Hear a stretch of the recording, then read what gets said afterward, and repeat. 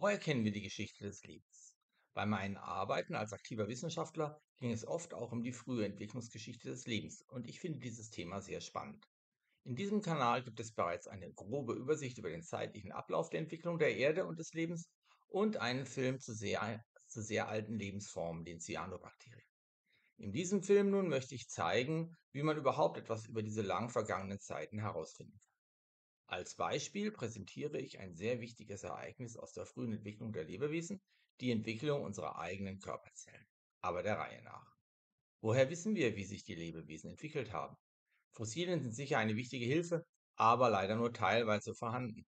Der wichtigste Ansatz beruht auf der Annahme, dass Ähnlichkeit auch Verwandtschaft bedeutet. Gruppiert man die Lebewesen nach Ähnlichkeiten, dann erhält man also automatisch auch ihre Verwandtschaftsbeziehungen, oder? Nun, wie wir gleich bei den Wirbeltieren sehen werden, geht es natürlich nicht ganz so einfach.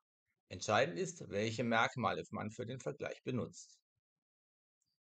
Hier habe ich also ein paar Beispiele für Wirbeltiere zusammengetragen und es fällt sicher nicht schwer, Gruppen mit ähnlichen Tieren zusammenzustellen. Nehmen wir zum Beispiel alle Lebewesen mit spindelförmigem Aufbau und Flossen. Sind das wirklich eng verwandte Organismen? Natürlich nicht. Diese beiden hier gehören nicht dazu. Sie haben nämlich Lungen und ein ganz anderes Skelett als alle anderen Tiere dieser Gruppe. Für die Verwandtschaftsbeziehungen der Wirbeltiere sind Skelett und innere Organe wesentlich wichtiger als die äußere Form.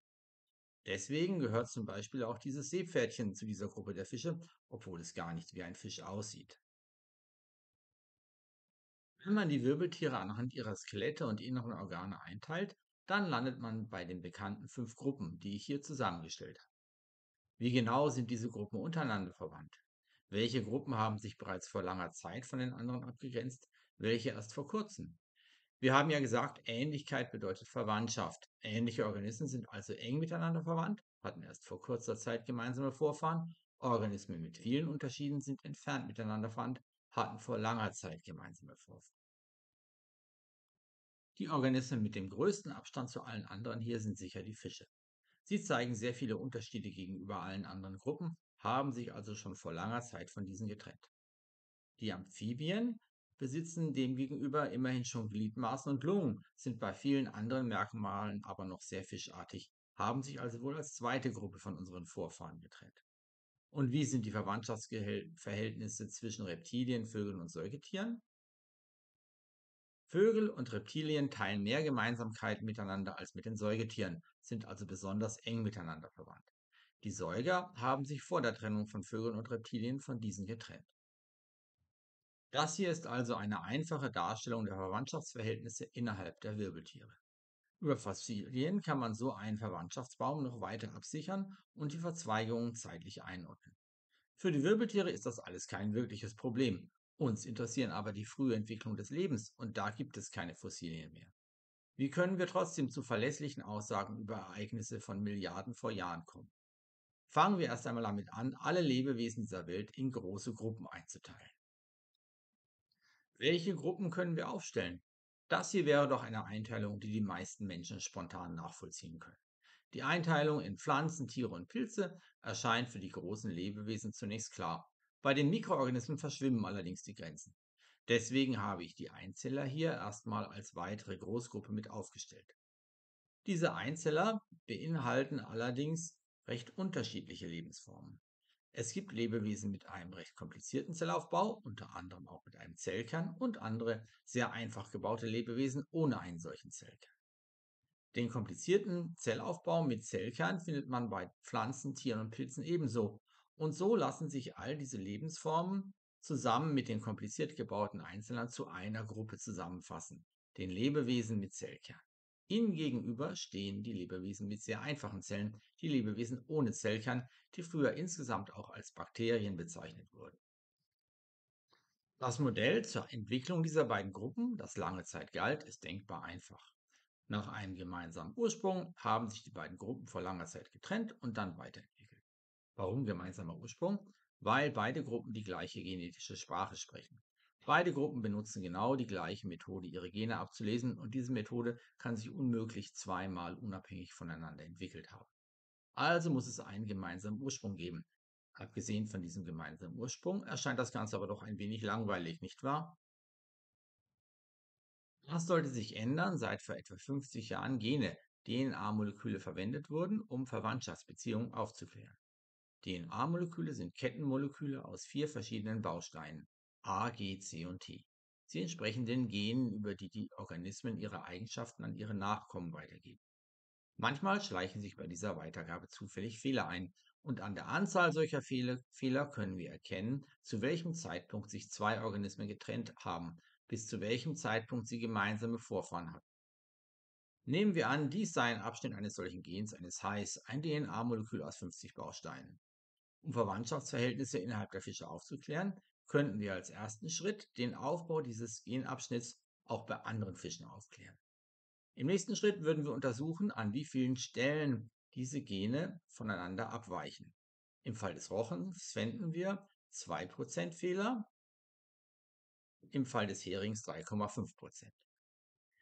Die Ähnlichkeit der Gene zwischen Hai und Rochen wäre also größer als zwischen Hai und Hering. Hai und Rochen wären deswegen enger miteinander verwandt als Hai und Hering.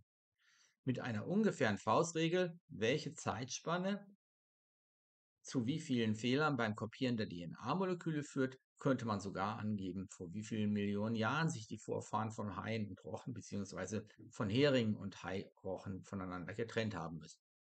Üblicherweise werden bei solchen Untersuchungen natürlich längere Gene oder auch mehrere Gene parallel genutzt. Hier möchte ich ja nur das Prinzip darstellen. Diese Methode wurde vor etwa 50 Jahren zur Aufklärung der Verwandtschaftsverhältnisse bei den Lebewesen ohne Zellkern eingesetzt. In ihrem Aufbau ähneln sich all diese Lebewesen sehr, abgesehen von gewissen Unterschieden in der äußeren Hülle. Bei der Untersuchung von DNA-Molekülen ergab sich aber ganz klar zwei große Gruppen, die sich stark voneinander unterschieden. Die eine dieser beiden Gruppen betitelte man mit dem bisherigen Namen der gesamten Gruppe Bakterien, die andere Gruppe enthielt viele interessante Lebewesen mit einem sehr eigentümlichen Lebensstil. Einige lebten bei Temperaturen über dem Siedepunkt, andere in sehr saurem oder salzhaltigem Milieu oder unter anderen extremen Bedingungen. Man bezeichnete diese Organismen als Archäen. Besonders interessant aber waren die Ergebnisse dieses Vergleichs für unsere eigene Gruppe der Organismen mit Zellkern. Die Gene unserer Gruppe liegen nämlich irgendwo zwischen den Bakterien und den Archäen und eher auf der Seite der Archäen. Aber auch das war noch nicht die ganze Wahrheit. Die Vertreter unserer Gruppe haben nämlich nicht nur Gene in ihren Zellkernen, sondern auch noch in anderen kleinen Bereichen ihrer Zellen, in den sogenannten Mitochondrien, hier rot markiert. Zu welcher Organismengruppe passen diese Gene? Zu den Archäen oder zu den Bakterien? Erstaunlicherweise ähneln sie nicht den Genen der Archäen, wie die Gene aus dem Zellkern, sondern denen der Bakterien. Wie lässt sich dieser Befund erklären? Eine Reihe von Eigenheiten hatte schon zuvor vermuten lassen, dass die Mitochondrien ursprünglich einmal selbstständige Lebewesen gewesen waren. Der beschriebene Genvergleich zeichnet nun ein relativ eindeutiges Bild. Die komplexen Zellen der Tiere, Pilze und Pflanzen sind durch die Verschmelzung von Organismen aus zwei sehr unterschiedlichen Gruppen entstanden, aus Archäen und Bakterien. Vertreter aus beiden Reichen bildeten vor sehr, sehr langer Zeit, vor mehr als einer Milliarde Jahren, irgendwann zunächst eine lockere Symbiose, wurden dann immer abhängiger voneinander und verschmolzen irgendwann komplett. Auf diese ungewöhnliche Weise entstanden die Vorläufer aller Lebewesen, die wir heute mit bloßem Auge sehen können.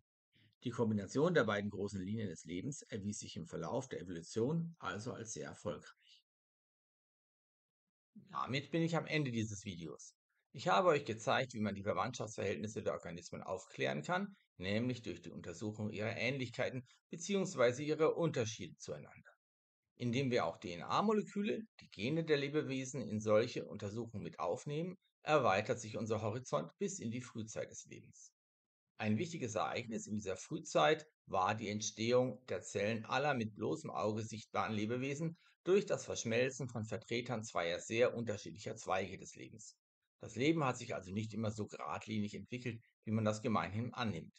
Der Stammbaum des Lebens ähnelt eher in Teilen einem dicht verwobenen Netz, und die Entstehung der Mitochondrien wird nicht das letzte Beispiel für Verknüpfungen dieses Netzes sein, das ich hier präsentiere.